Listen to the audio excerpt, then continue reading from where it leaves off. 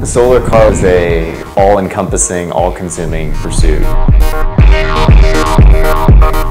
Everything else goes out the window. Girlfriend, parents, friends. 1, 2, 3. Eating, sleeping, certainly. It was worth it because it changed my life completely. When you make something and you can see it working, it's just amazing. Actually being out there and driving a car that you built yourself is just incredible. Most of the students on our team find it really easy to find really great jobs when they graduate from Stanford. So we have folks that go into companies like Boeing or SpaceX, Tesla. The solar car experience was the most important thing I did at Stanford. There will be classes that you took that you don't remember at all. But going to Australia and driving your car across a continent under the power of the sun and only under the power of the sun together with your friends is a defining experience that you will remember until the day you die.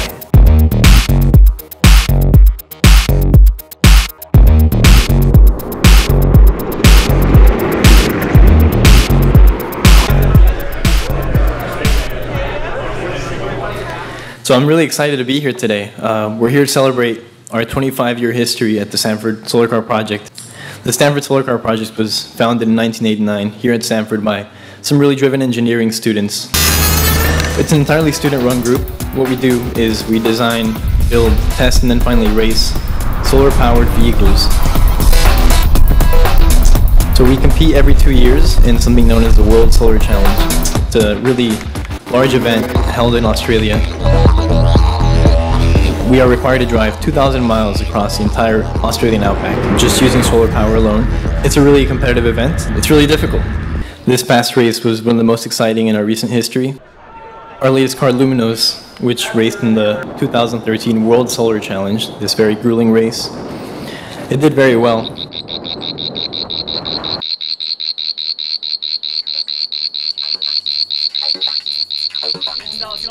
Hands on the car, hands on the car. We're here at the start of the 2013 World Solar Challenge. Over the next couple of days, our team will be driving around 2,000 miles across the Australian outback. We think we have a very robust vehicle that's also efficient. So we're looking for a top 5 finish hopefully in this year's race.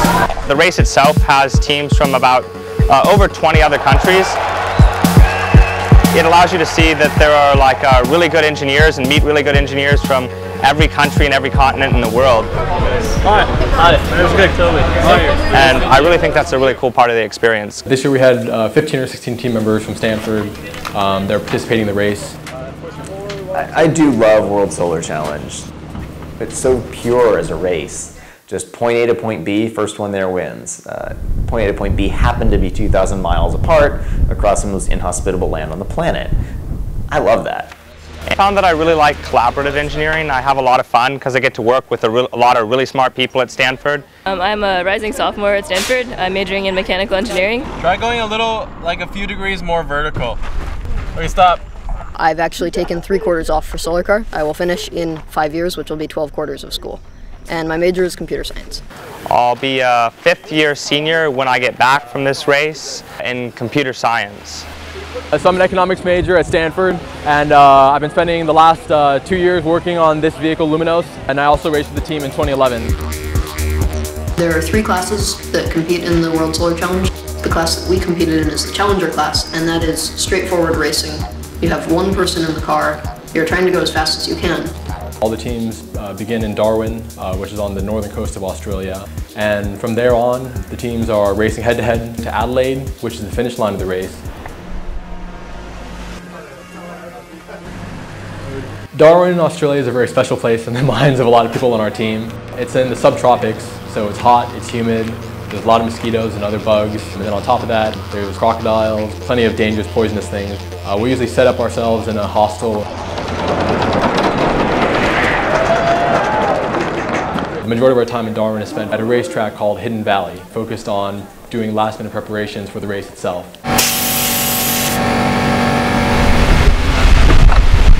I'm Max Praglin from the Stanford Solar Car Project.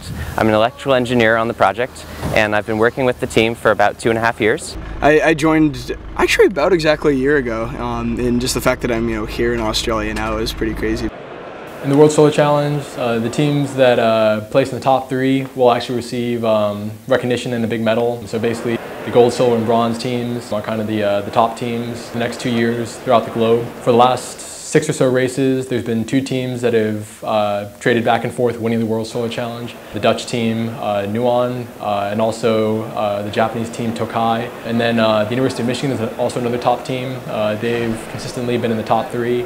There's always naturally a little bit of a competition between Michigan and Stanford. We were focused on them. We wanted to beat them. They wanted to beat us. That's a good rivalry. Michigan is a fantastic team, and Michigan provided all the incentive we needed to sort of pull those extra late nights. We were kind of in the dark with respect to Twente. We had gotten to know these guys, and they're really funny people. Yeah, definitely one of the fastest teams in the whole race. Very good team, master students. In the Netherlands, they take a year and a half off to do it. They build a beautiful car, races very fast. One of the cool things about our team is that we're completely student run, and our university involvement is really there to support us, not to direct us. A lot of these other teams are run by professors. They're either completely or mostly grad student composed. And it was really cool for us to see how these other teams are run that were really a lot older than us, a lot more experienced. Right now we're at Darwin Showgrounds, where they're staging the event Scrutineering, where all the teams that are competing in the race this year go through about 4 hours of regulation checks with the officials for the race. Not related to famous Henry Ford, by any chance? Not that I know of. It's worth having a look. One of the first stations that our team goes through is a battery check station. At high noon, when the sun is high above the sky, our team will use a solar array to charge those batteries, so that at the end of the day and in the early morning when the sun is low in the sky, we can still cruise at the same speed using the extra energy stored in our battery pack. I'm curious to see what other teams have for their battery packs. Most teams keep them pretty under wraps. This was just a station to go through and you put orange string across the pack so that if we were to tamper with any cells, it would be obvious that something had happened. It's just sort of a safety check that they have, that teams are following the rules. Hopefully in the course of the race, we'll never open the battery pack again, and we'll open it in Adelaide, and the string will still be on, no problems. Thank you very much. Thank you. Lovely looking. Thank you. Delighted to see it, so good luck in the event. Great, thanks. I'm expecting big things of you. We'll see, we've been practicing. One of my main projects was building the battery pack mechanically. Max Praglin did the electronics, and Rachel Fenichelt did the code. Merry Christmas, have a battery pack. Oh yeah, okay, got it. You start the race with a full pack. You're fully charged in Darwin, and you end the race with an empty pack. So some days later. So you don't discharge to 0 every day, and you don't recharge to full every day. My other role on the team as of recently has been working on our race strategy, and part of that is having good models of the car. So I've worked very carefully to identify how the car performs in different conditions, and then use that information to decide how fast we drive the car. If you go faster, you're actually burning quite a bit more. Sometimes it'll be better to go faster by 1 kilometer an hour over a long period of time, rather than faster by 5 or 10 over a short period. It depends on what your strategy guys are saying you should do. It depends on what you think the weather will be ahead and whether you have to outrun clouds, stuff like that. 3, 2, 1, go. One of the more fun parts of scrutineering is the driver egress test, whereupon the driver must be seated inside the car with their seatbelt on and get out of the car, and I believe it's 12 seconds. So out of the car. But the way it works is you get locked in the car and you have your harness on and your helmet on and the radio, and they give you a countdown. 3, 2, 1, go. And then timer starts and you have to get out all by yourself. A lot of things could go wrong that would require a driver to get out of the car immediately. Most obvious being some sort of a fire in either electronics or the battery systems, which do happen. With Luminos, it was pretty easy to get in and out of. Some folks actually have to transform from designers to race car drivers, like Anna Olsen. One of the roles that you played in Australia was that of driver. And can you explain for everybody, what is the experience like of driving Luminos? One of the most challenging parts about driving the solar car is that it's extremely boring. Your only job is to sit there and keep the car between 2 straight lines on the road. There's basically no air movement inside the car. You're basically sitting in a little black carbon fiber box. It's definitely unpleasant, objectively speaking, but at the same time, you're driving a solar car across Australia. That part never gets old for me. Our organization has kind of a dual purpose between providing educational experience for the students on the project and making a really high performance vehicle. Should I redesign this? Should I do something new? It would be a little more educational for my members. So really navigating the trade-off between good race performance and doing things that are new is probably the toughest challenge. My name is Alex Tilson. I'm a 1992 graduate of Stanford. So I was at the very first meeting that the Stanford Solar Car Project has ever had. It was freshman year, 1989. No one had built a solar car before. It's first drive we're doing in Australia. I was the first to take the car to Australia and the World Solar Challenge in November of '93, where we were 13th, I believe, out of 40 that started, roughly. And that remained the Stanford speed record across Australia for 20 years, much to our surprise. The teams that went subsequently didn't finish. I know at our company, our entrepreneurial success, I partially relate back to the solar car experiences. It taught me a lot as a leader, it taught me a lot as a manager, it taught me a lot as an entrepreneur, it taught me a lot as an engineer. You know, the solar car team and technologies are usually ahead of their time in terms of looking at the next best generation of batteries, the best solar panels, best motors and efficient, converters, things like that. Most of my involvement with the solar car team was toward the end of when I was at Stanford. I had many friends that were part of that team throughout my time there, and I recruited most of the people from the team when we started Tesla, and was a key thing in the beginning of Tesla. I think it matters more than most classes you can take. I mean, it's one of the things that even today at Tesla we look at on resumes and place it, higher than perhaps GPA, or even perhaps, higher than, what classes they decided here and there. So the process of getting our solar car from basically a blank sheet of paper with no ideas yet to having a vehicle that can be ready to race across the Australian outback takes our team about 18 months. It's a very quick cycle. We'll spend about 3 months doing preliminary design work. Once we get to the mid-fall, we'll start doing some of the manufacturing work. The vast majority of the components in the vehicle we actually manufacture here on the Stanford campus. For example, the carbon fiber composites, we ramp that up in the late fall going into the winter. Basically the entire vehicle's composite monocoque chassis and exterior shell is made out of carbon fiber. We have a lot of titanium components in the vehicle. We have very high efficiency solar cells on the top of our vehicle and the solar array. And our team usually spends about 2 or 3 months doing testing here in California for the most part. For example, we'll spend a lot of time in the Central Valley where there's a lot of open farmland where our team can do testing that's a lot more similar to the Australian outback.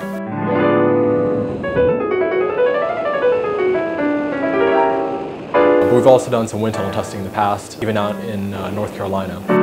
Key word for that cycle was testing, testing, testing. We actually put the full length of the race on the car in test miles in the United States, which is a challenge most teams haven't been able to accomplish. This year our team was very fortunate in that we had a couple hundred great sponsors that supported our team. Altogether, the program this cycle had about $1.6 million worth of parts and cash that were donated to our program. Of that, maybe $400,000 was cash, and the rest were parts that were donated to our team. For example, Panasonic was one of our big sponsors this year that provided battery cells for our vehicle. So the Stanford team assembled hundreds of our cells into various blocks. Those blocks were assembled into a battery pack, and they did all of the integration themselves, complete with a battery management system. And this is an amazing effort considering these are young adults, many of them not even officially graduated yet. And being able to pull this off was really, I think, quite magical.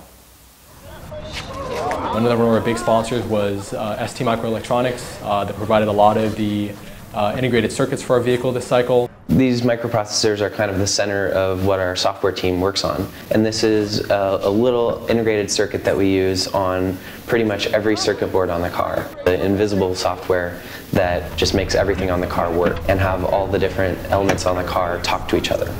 We've been sponsoring it for, I believe, 6 years now, okay, and we'll continue to support it because now we're very involved, right? And it actually goes quite fast. I accelerated, I thought I'd scare the crowd by driving at them, and they got the message, get out of the way. It was great, no, it was good fun, good experience. What I was fascinated by was how they do everything on this car from scratch. It's an amazing achievement for undergraduates. They have to still study and get their homework in, as we all know, okay, on time, and get their projects done. At the end of the day, it's also a lot of fun. And I think that's what comes across. They really enjoy it and are very enthusiastic. And that's it. And like all semiconductor companies, there's a method in our madness. We're a European company. We're in the middle of California. What better place to become famous is with the next generation of engineers, right? Catch them early, as they say. So it's a fantastic project to be involved in. It really is. It's better than even I expected. I mean, people have been telling me about it for years, but now I've been up close and personal, if you like. It's impressive, really impressive. For the summer, our big deadline in the sand was to get the car on a boat 7 weeks before we needed it in Australia.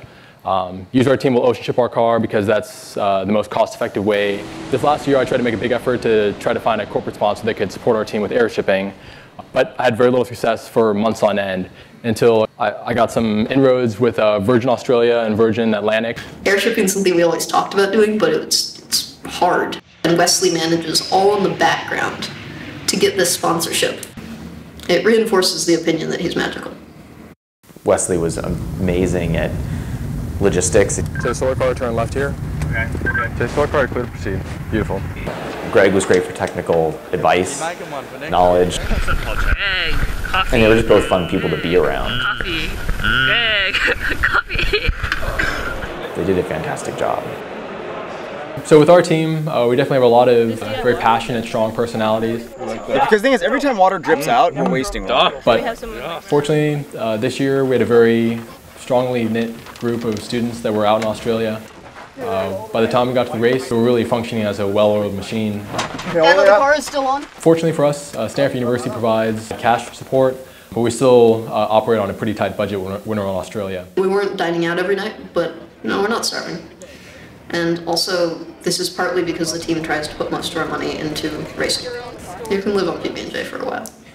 The one large expense that our team members have to personally cover is the flight ticket to Australia. And for many members of the team, that's a barrier that prevents folks from being able to go to Australia to experience racing in the outback.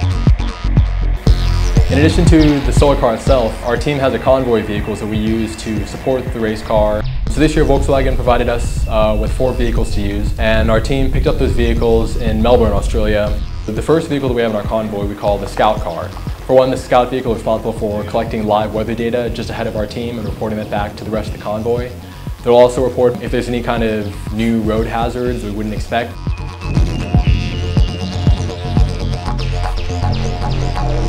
Australia does have a lot of kangaroos, and they're actually primarily nocturnal creatures, so they'll kind of get attracted to this road surface at night when the road is warm and the weather's cooled down a bit. And the problem with this is that there's road trains, these 3 or 4 trailer long semi-truck configurations. What they have adopted is, they'll call them roo guards, where it's just a steel grate in front of the truck. They won't stop because they can't stop, and they'll just run these kangaroos down. And it happens, there's roadkill on the road, and we have to navigate that the next day. The next vehicle in the convoy is called the lead vehicle, and this vehicle will run maybe 500 yards in front of the solar car itself. And then just behind the solar car is the chase vehicle. And the chase vehicle is usually kind of the headquarters of our race convoy. And then the final vehicle that we have in our convoy is our trailer vehicle, which we use to carry all of our tents, all of our camping gear, and also some of our race equipment as well.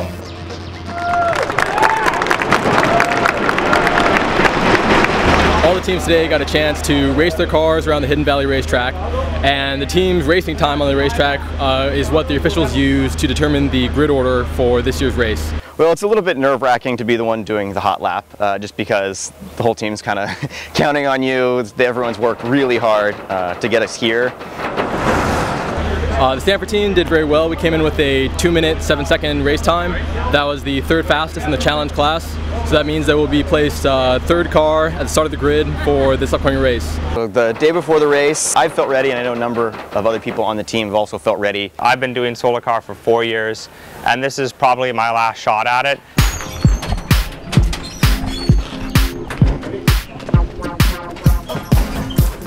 So today is race day.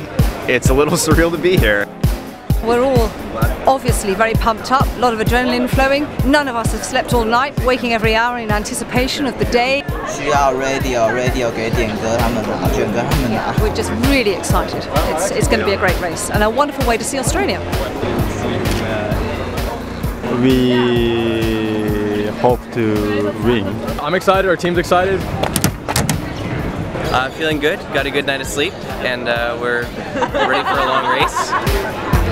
You kind of start to reflect a little bit on 18 months of everything. I mean, the sleepless nights, the joy of something working, bickering about what is the best design, what's not the best design, just the agony and the ecstasy of it all. So my parents have decided to come to be the, as they call it, drive the chuck wagon for the team. Like my wife says, we're chief cooks and bottle washers. We're making sure that the team stays full. We're the cookies. They'll be making our food and just handling the food logistics for the whole trip. The nice thing about that is it means the team doesn't have to worry about food. They can take a big chunk of work off of the team and leave us to sleep and make sure the car goes really fast.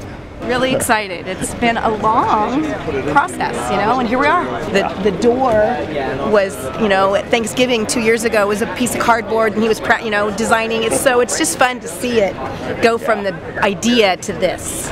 The other guy that came was named David Olson. He was a fantastic asset to have because he knew outback weather really well. I believe that at the present time we're looking at some bad weather towards the last day, what we hope to be the last day of the race.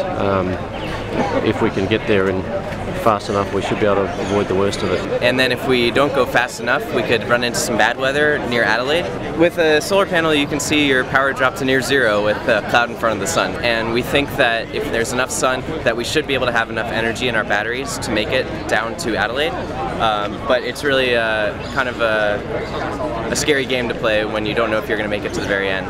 I'll be driving the first shift, which is exciting, but it's probably one of the more complicated shifts just because you're in real city traffic. The nice thing is I've got, you know, the convoy knows what to do, we're rehearsed at this, we've done this, we're ready to go racing. On the first day of the race, the teams are released off the starting line every 30 seconds or every minute or so.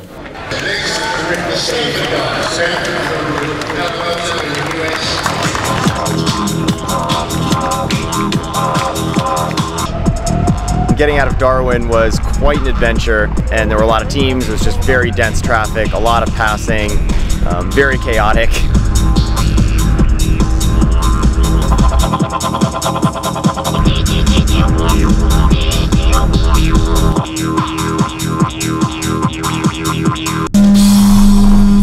Over the course of the race, there's 9 or 10 control points that teams hit in the biggest cities on the Stewart Highway every few hundred miles. The biggest cities might be a city with a population of 30. As the teams come in, their racing clock will stop for a period of 30 minutes, so teams can buy food and water for the next day of racing, refuel their escort vehicles.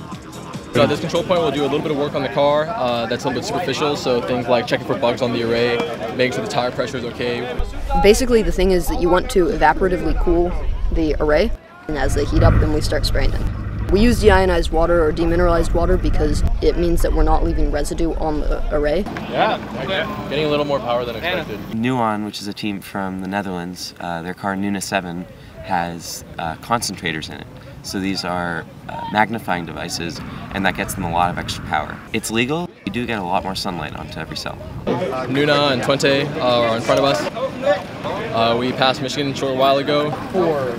Michigan. Yeah. Michigan's way back. They just pulled in. Yeah. So we have pretty good sun coverage right now. There's a bit of clouds, but based on our weather data, the clouds should clear up pretty soon, and hopefully we'll have clear blue skies between here and the next control point.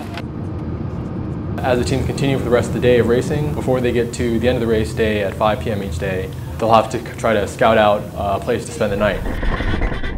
So what the team will do is quickly pull their vehicle to the side of the road, and then oftentimes what they'll do is they'll take the array of the car, the solar panels, and try to prop them up so they can point the solar panels directly at the sun for the last final hours of the day.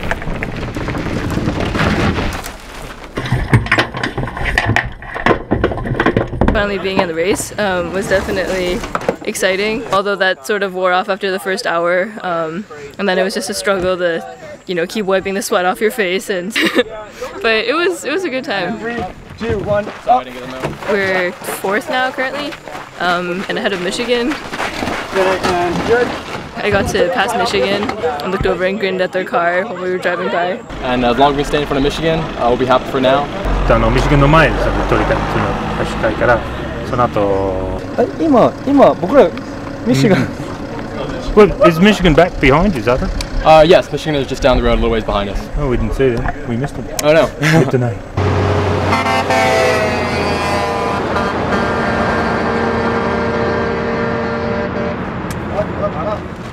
We set up the array stand, picking a position where we're going to get the most sun that we can.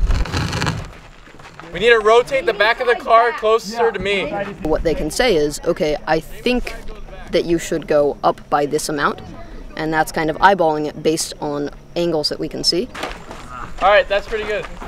But then after they say, I think we should do this, they can actually check. We have a telemetry system, and so we're getting data from the car directly to a laptop. I can see the numbers. They can say, okay, we're getting 5 more watts than we had last time, so this is a good angle. Ready for food. And then looking forward to the stars out in the outback. That's one of the coolest parts about camping out here.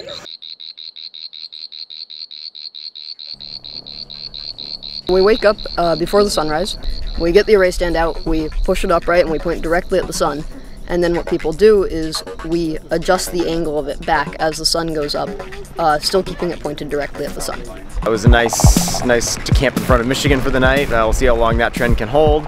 But overall things went really well yesterday, despite it being a very stressful and hot day. We were happy with how things turned out. The car's doing really well so far. Are we good in the rear fairings, guys? Fairings are the way we make the car aerodynamic around the wheels. So the fairings come down off of sort of the main body of the car and shroud the suspension, the brakes, and the wheel and the motor. And so the fairings are something you need to be able to get on and off to change tires. We took the fairings on and off a lot of time.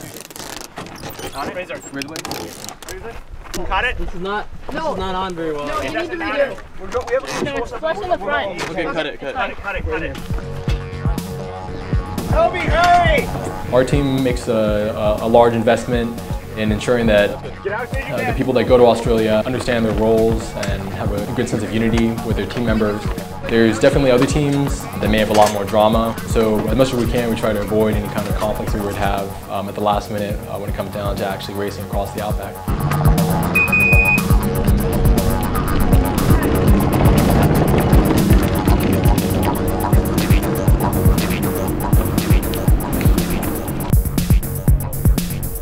It wasn't really until all the cars were out in the race course we really knew how our team was going to stack up against Michigan and the Dutch teams, the Japanese teams that had often beaten us in years past.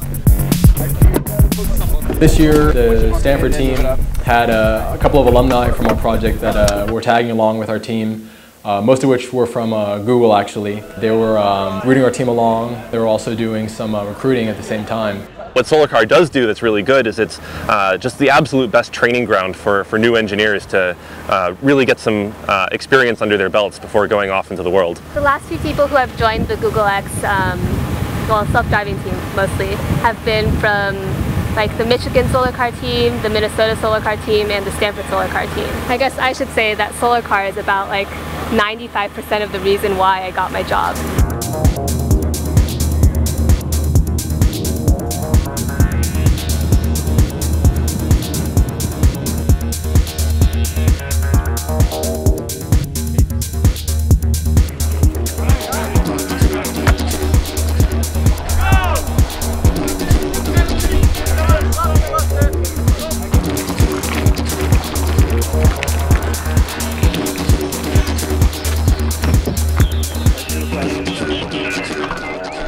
It's pretty hot. The car's feeling pretty good though.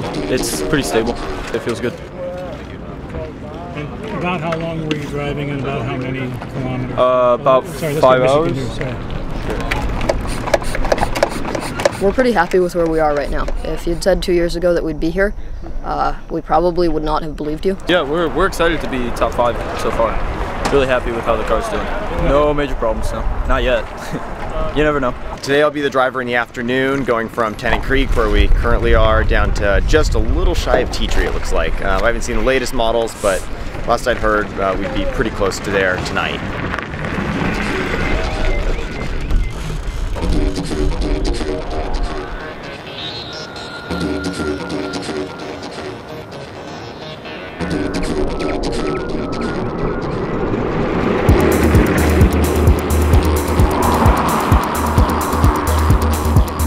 We're in the outback now, and you can kind of tell. So it's a little more sane driving. You can run your own race now, as opposed to having to jockey with other teams a whole bunch. So it's a little more relaxed in that sense.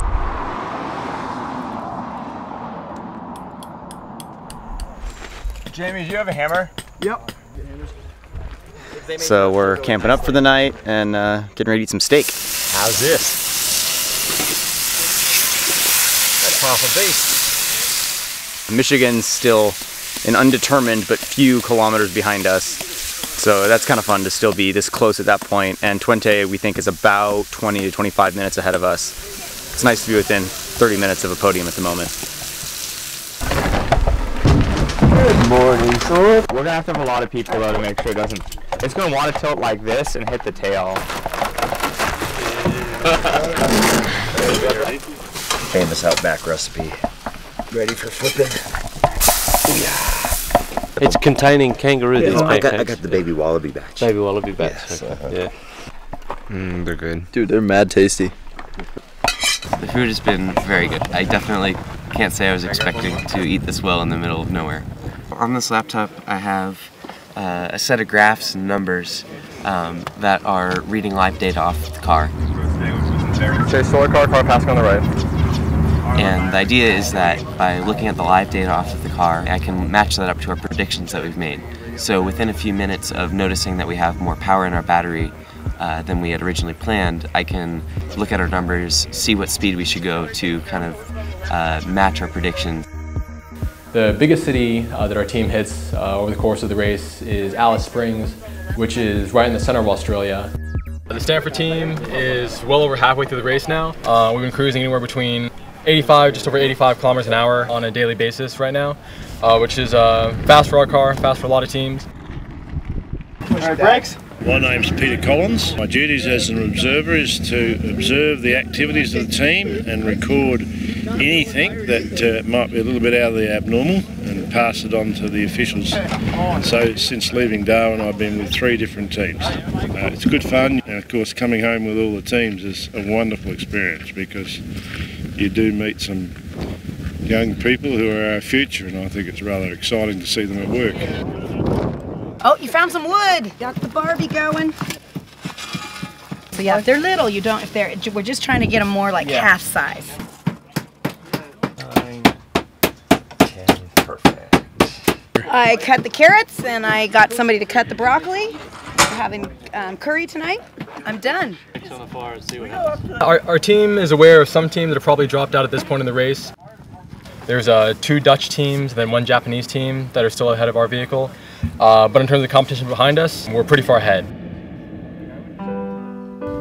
This one's got a few cuts, but nothing troubling. Anna, you check? Yeah. You check?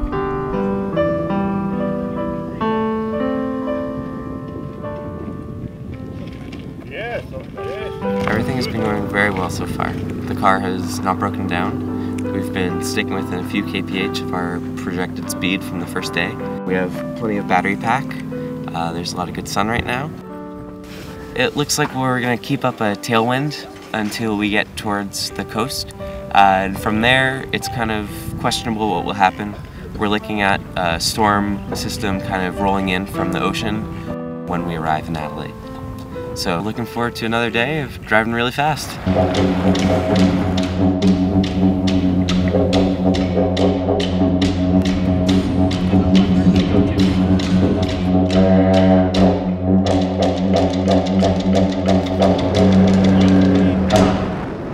We had really strong tailwinds going into Cooper Pedy, so not all cars are built to handle these kind of winds. Unfortunately, one of the cars, University of Michigan, crashed today going into a control stop. Unfortunately, they're okay, but it's unclear what their status is in terms of racing. But that'd be a pretty big upset for them. They've been the fastest American team for about 2 decades. We started the day 45 minutes behind Twente and are now 5 or 6 minutes behind him. It's cool to be right up there, you know, neck and neck with another team. It's pretty weird after, you know, 2,600 kilometers to be right on someone's tail. I think everyone is starting to get a bit tired of camping in the outback. I haven't taken a shower since the morning of the race, which would be 4 mornings ago. And we're soon coming up on some very fly-heavy areas. I'm not a fan of the flies. Tomorrow's gonna hopefully be our last day of racing. The next day we knew it was going to be cloudy, but it was a question of how much cloudy we would have to deal with and when and where the rain might hit us. This was a photo of us huddled around our laptops trying to decide what we were going to do on the last day of the race. So our decision that night was that if we got any bit of sun in the morning, we would try to catch 20. And that meant that we were going to throw all of our best practices for race strategy out the window. And this was kind of a calculated gamble. We knew that if we caught them, it would be worth it. And if we didn't catch them and ran out of energy, we might be stuck on the side of the road. Good gamble, makes it fun, makes it exciting, makes it really freaking stressful on the last day.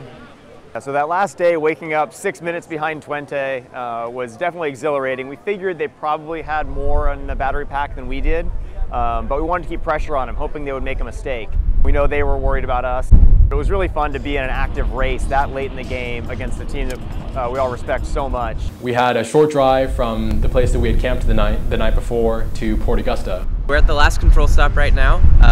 The Solar Team Twente is in 3rd place, and we're about 10 to 15 minutes behind them. So right now we just kind of have to brave this terrible weather. But our team was trying to get the last potential wattage out of our solar array, so we had our team propping our vehicle up to get a bit more sunlight to improve the power output of the solar panels. Hey Wesley, what time do we leave again, just so we know? It's really going to be a race to Adelaide. Don't know if we have enough sun to get there. Don't know if they do. If we got 0 sun, we surely won't make it to Adelaide. It's about 200, 300 kilometers from here. It's just a question of how fast do we go to try to save some energy. It's a high stress time right now. And after the 30 minutes were up, we had to jump in our convoy vehicles and try to chase down the Dutch team that was just ahead of us.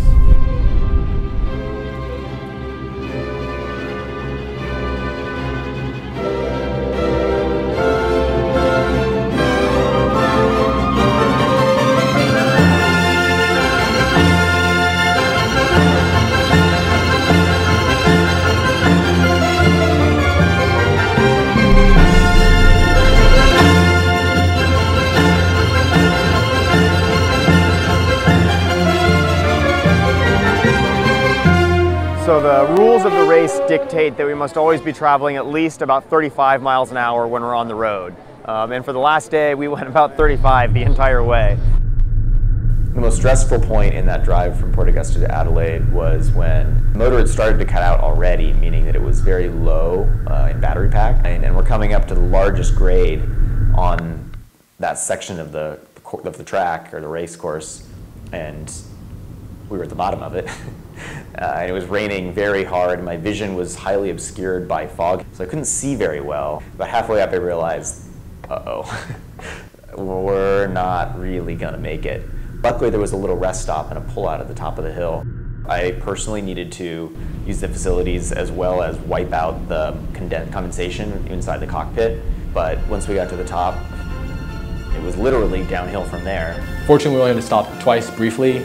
Unfortunately, the Dutch team Twente ahead of us had a bit more energy, and they were able to pull away from us on the final day of racing.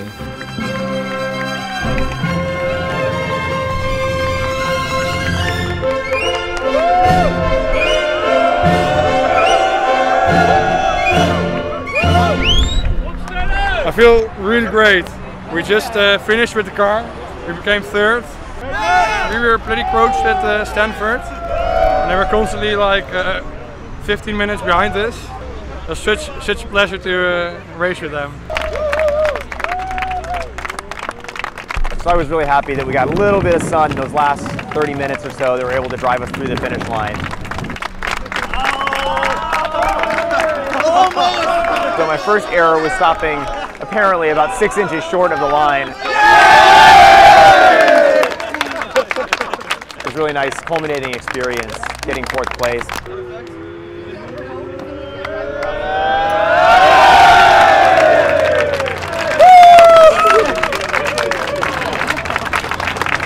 Last drive I'll ever have in a solar car. To America's #1 solar car team! Made it! Yeah! 3,000 kilometers! Yeah. Got a little shaky at the end, but trucked on through. Awesome. Like, we're the first team to finish from Stanford in forever, and we did it properly. We didn't break down. I'm going to take a nice long shower and get rid of this red Outback dust all on me.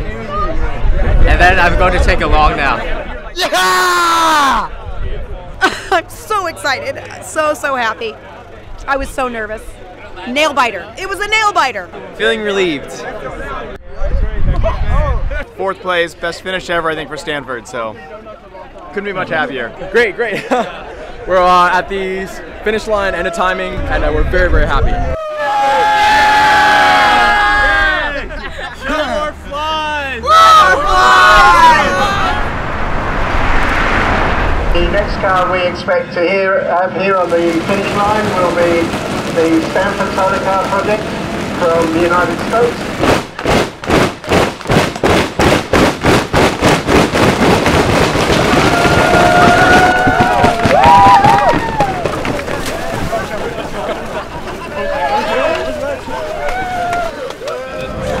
So what happens here is the Chief Energy Scientist checks all the battery seals. Thank you very much. I like this pack, it's nice.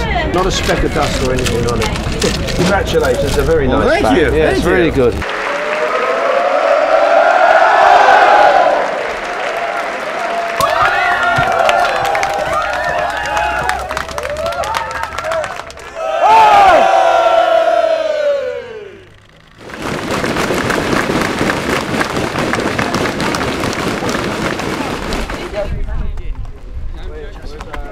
The team this year did very well. We're very happy with the results and having the best finish in Stanford's history. I was fabulous what they did. The team had been in a 20-year Australia rut, and we're thrilled that the team went and obliterated the '93 Stanford performance and beat Michigan. Really was the top all-student team in the world. Hats off to Wesley for heading it up and for everyone else for being a pivotal part of it as well.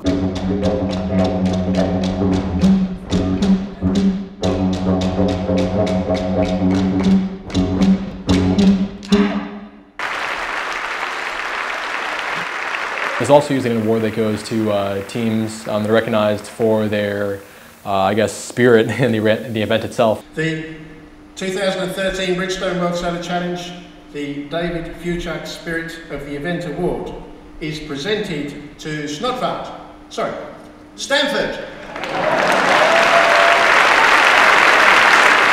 That's just an effort to recognize teams that are doing something special to make the World Solar Challenge really an exciting and fun event for everyone involved. And this award is yours just as much as it is ours. Thank you, everyone. I would easily rank the Stanford Solar Car experience as my top experience I've had here at Stanford, but there's still some lingering stress, I can say, from the last year and a half, and I'm sure I've taken months, if not years, off my lifetime by the amount of stress that I've gone through. One of the reasons that you can kind of justify to yourself putting so much time in it is because it's kind of something that society needs a little bit. So beyond just the educational thing, there's also a cool kind of showing society what's possible, you know? Maybe this much in energy to get from Darwin to Adelaide to start out. Almost 2,000 miles on a few bucks of energy if you were charging it off the grid.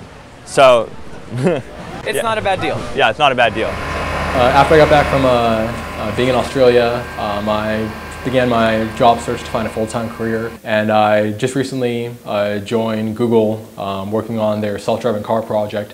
What do you need? Right. So I'm graduating in June, going up to Yosemite for a week to relax, vacation, and go hiking. And then I'm going to start working at Google X, writing code, as a full-time job. This just isn't flat. Yeah, I was working at Tesla the spring and summer leading up to the race. So now I'm full-time at Tesla in the battery design engineering group. There's no question that I would not have gotten my very first internship at Tesla without what I learned at Solar Car.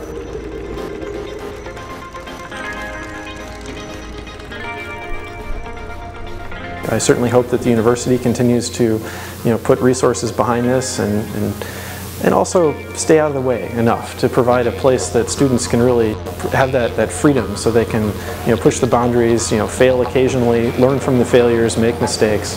That was one of the, I think, instrumental parts of Solar Cars. There was never a safety net to prevent you from making really bad mistakes. And you learn amazingly quickly in an environment like that. It's a little bittersweet to see it finally end, but I'm glad I got to go out on a very high note like this, and I have so much confidence in the people that are coming up. We just had such a great group of young people join this year. team's in great hands. Can't wait to see what comes next. That's what's really incredible about this experience to me, is that you join as a wide-eyed undergrad with no concept of anything that you think would be useful to the car at all, and then eventually you realize that at some point between Australia and where we are now, the wand has been passed down, and it's our turn to build a solar car.